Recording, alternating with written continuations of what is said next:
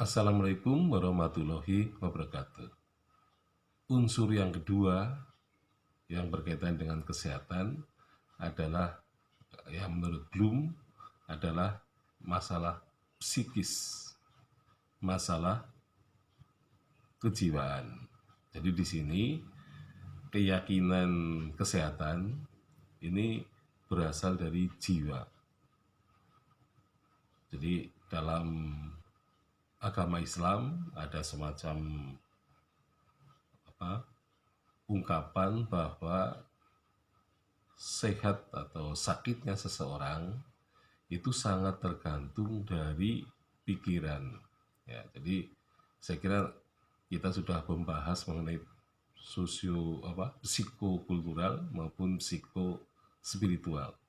Jadi ini memang ada kaitannya antara sosiokultural dengan psikokultural maupun dengan psikospiritual. Jadi persoalan jiwa memang. Jadi pada dasarnya penyakit ini memang berasal dari jiwa seseorang. Jadi jiwa yang sehat akan mendapatkan tubuh yang sehat. Nah, artinya yang dimilikinya adalah pikiran-pikiran yang sehat. Jadi cara berpikir yang sehat. Atau katakanlah orang kalau ingin sehat ya harus positif thinking. Jadi positif thinking kepada dirinya sendiri, positif thinking kepada masyarakat, dan juga positif thinking kepada Tuhannya.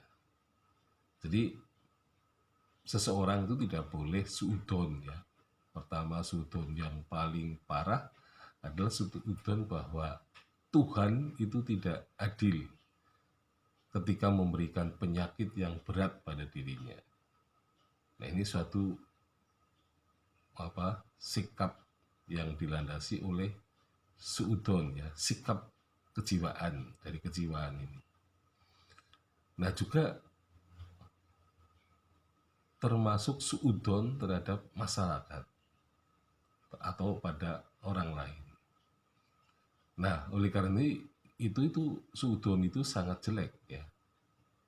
Maka orang harus justru melakukan introspeksi ya.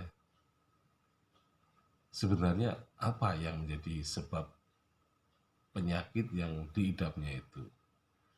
Jadi sebab penyakit itu bisa ditemukan dengan introspeksi pada dirinya sendiri. Nah, karena bahwa kita sakit karena persoalan pikiran, ya, jadi pikiran itu biasanya mengganggu ya aktivitas yang lain. Jadi orang mungkin terlalu fokus dengan pikiran yang negatif.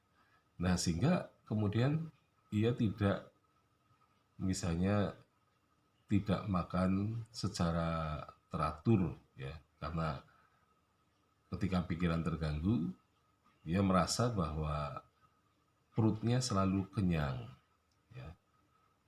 Perutnya seolah-olah tidak memerlukan makanan.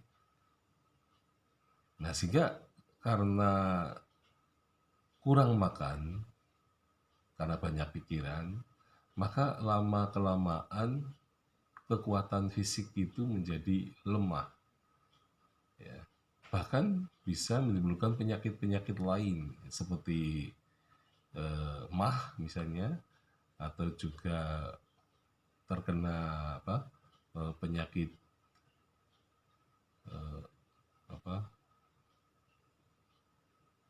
hepatitis gitu ya, atau penyakit jantung, penyakit diabetes gitu ya. Jadi ternyata bahwa orang yang mempunyai kebiasaan atau keyakinan jiwa bahwa tidak sarapan itu merupakan hal yang baik ya. Nah, ini sebenarnya justru sebaliknya. Dari hasil penelitian menunjukkan bahwa orang yang tidak makan pada pagi hari, tidak sarapan, maka pada usia tertentu, mungkin di atas 50 tahun, ia akan terkena penyakit diabetes. Nah, mengapa begitu? Ya, kita lihat saja bahwa ketika pagi hari orang tidak makan, tidak sarapan, maka karena pagi tidak sarapan, maka siangnya pasti makannya akan sangat banyak, ya, untuk membalas kelaparan selama pagi hari. Nah, kemudian supaya pagi hari tidak lapar, maka ia malam hari juga bisa makan sebanyak-banyaknya. Padahal malam hari aktivitas fisik manusia kecenderungannya adalah untuk istirahat, ya, bukan untuk beraktivitas kerja keras itu, ya. Jadi kalau siang hari memang makan yang banyak, ya, ya mungkin ada benarnya karena ingin melakukan aktivitas yang berat sampai sore hari. Nah, tapi ketika sore hari orang sebenarnya sudah masuki waktu istirahat, maka sebenarnya makan harus dikurangi takarannya. Nah, jadi terbalik gitu. Jadi kalau orang sudah pagi sarapan, justru pagi sarapan yang banyak itu lebih bagus karena akan untuk dipakai untuk bekerja dari pagi sampai siang hari. Nah, nanti siangnya makan takarannya dikurangi dan malam juga makanannya dikurangi karena kita tidak akan melakukan aktivitas yang berat, aktivitas yang lama, dan bahkan ada kecenderungan kalau sudah sore hari orang sudah menuju ke masa waktu-waktu istirahat. Nah, jadi penelitian menunjukkan bahwa orang yang tidak sarapan pagi sering pada waktu tuanya di atas umur 50 tahun akan terserang diabetes mellitus.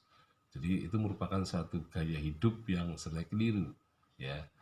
Nah, ini memang dipengaruhi oleh jiwa manusia yang bersangkutan. Sekian, assalamualaikum warahmatullahi wabarakatuh.